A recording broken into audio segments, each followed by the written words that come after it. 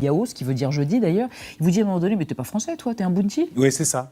Balance ça à la gueule. Ouais, c'est quoi un bounty? Un bounty, on connaît cette barre de chocolat avec de la noix de coco à l'intérieur. La noix de coco, c'est blanc. Noir dehors, blanc dedans. Voilà, noir dehors et blanc à l'intérieur. Mais cette scène-là, elle est aussi pour raconter, en fait, ce qui était intéressant avec ce personnage-là, c'était de raconter le retour dans l'autre sens. Mais le retour dans l'autre sens, c'est quelque chose qui n'a pas vraiment beaucoup été évoqué. On parle beaucoup de l'Afrique vers l'Europe. Mais de l'Europe vers l'Afrique, on ne le raconte pas. Et ce qui se passe pour nous, les binationaux, on va dire, c'est qu'on subit du racisme des deux côtés. Et cette scène-là, c'est du racisme, en fait. Oui, c'est que t'es pas d'ici. Vous, dans la vraie vie, hors film, c'est quelque chose que vous entendez? On vous a déjà traité de bounty ou de traître? Ou de traître? Oui, ça se peut, bien sûr. Ça arrive, le racisme, il est de toutes parts. Et donc là, c'est pour raconter ça. On n'est pas forcément vu comme des Sénégalais quand on est d'origine sénégalaise, quand on rentre au Sénégal. On est chez soi nulle part. A fortiori, un personnage comme celui que vous jouez, qui arrive nimbé de sa gloire. Exactement.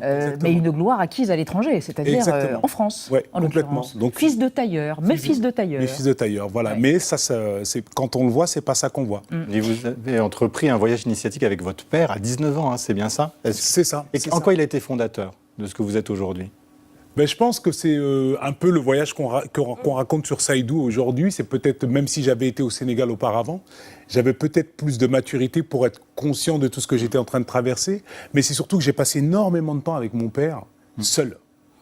Je suis issu d'une grande fratrie. Vous êtes 7, et ouais, on est 7. Et en fait, on n'a pas beaucoup de temps tête à tête avec nos parents. Ils n'ont pas le temps, ils travaillent, ils durent, et c'est pas évident.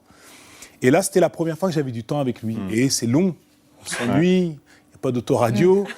Donc on discute et ça m'a permis de comprendre qui était mon père. J'avais plus de détails sur son histoire, il me racontait des petites anecdotes et puis des fois il y avait des endroits qu'il connaissait, donc il me racontait des trucs par rapport à ça.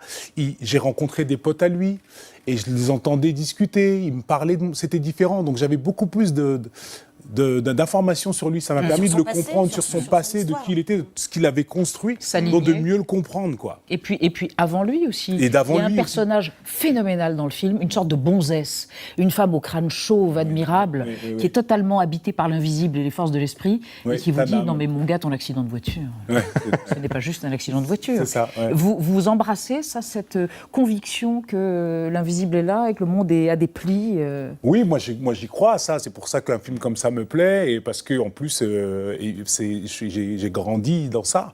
Ça fait partie de la culture qu'ont amené mes parents. Donc, mais ça me parle et puis c'est beau de voir le monde comme ça. Ça aide. Et ouais, moi je crois à ça. Le monde est magique.